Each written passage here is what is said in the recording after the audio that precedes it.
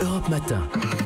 7h42, figure libre avec vous, Patrick Cohen. Vincent Hervouette, l'Union européenne et l'Union africaine ont donc rendez-vous demain à Abidjan. Oui, le continent le plus riche et le plus jeune, c'est un dialogue de géants et forcément la démesure est au rendez-vous. Alors il y a 10 000 participants pour conseiller, protéger, raconter les chefs d'État, les chefs de gouvernement, les 55 Africains et les 28 Européens, tous avec leurs courtisans, tous au centre de leur univers, sans compter les personnages considérables qui incarnent les organisations internationales. Alors c'est l'ONU en excursion sous les tropiques.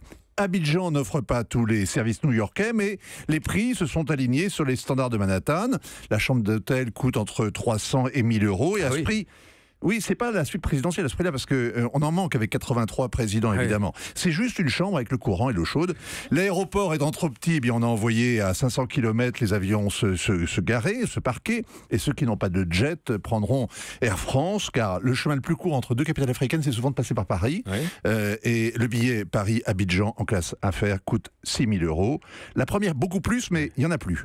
Alors, tout ce gaspillage a évidemment de quoi rendre à moitié fou les dizaines de millions de jeunes chômeurs qui sont la génération perdue de l'Afrique. C'est pas un peu démago comme ça? Si, parler du budget de ce raout et de son bilan carbone, c'est mesquin, c'est malsain, mais c'est toujours mieux que de parler du bilan politique, car le bilan des 4 sommets précédents, ils n'ont servi à rien. Ah oui. Pas une réforme courageuse, pas une initiative ambitieuse suivie des faits. C'est juste l'occasion de se voir, de prendre une photo et de faire des concours d'éloquence. Cette année, thème obligé des discours, l'immigration et la sécurité. Quelqu'un dira peut-être que les terroristes et les migrants ont eu au moins l'avantage d'obliger l'Europe à se rappeler qu'il y avait l'Afrique, là-bas, tout en bas. La France ne l'a pas oublié. Emmanuel Macron doit faire ce matin un grand discours sur l'Afrique au Burkina, à Ouagadougou. La France a été la première à abandonner l'Afrique à la médiocrité des intérêts à court terme. Une grosse fatigue nous est venue au tournant de l'an 2000,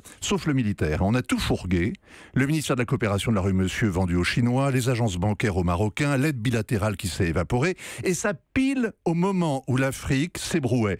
La France a baissé les bras au cours des 25 ans où la population a doublé, où la classe moyenne a émergé, où les besoins en équipement ont explosé, où un marché réel s'est enfin constitué.